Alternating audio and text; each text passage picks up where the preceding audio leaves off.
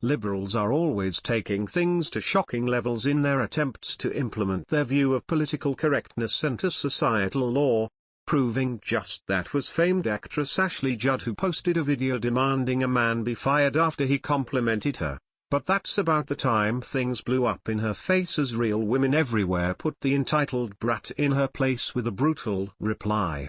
There's no shortage of ignorance or the entitlement mindset when it comes to the left.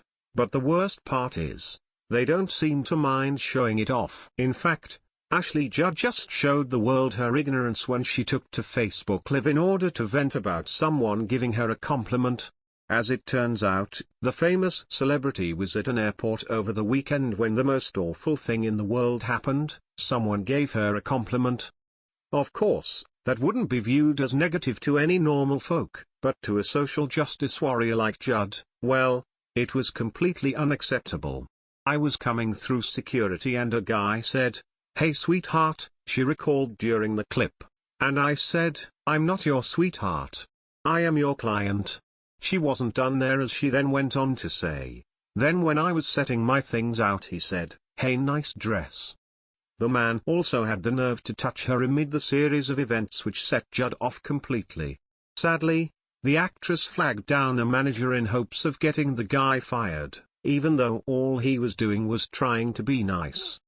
In a later video, she said that she eventually received an apology from the man's boss. However, not everyone was so willing to cave to her insanity. Although she thought she was going to be lauded around the internet as a hero, she would soon come to find out that she was sorely mistaken.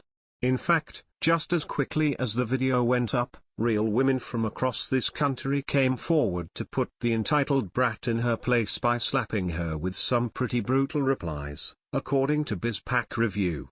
"You are truly what's wrong with America." Heather Ordis wrote, "Idiot liberals like you find something to be offended about every single day. Being nice is now offensive.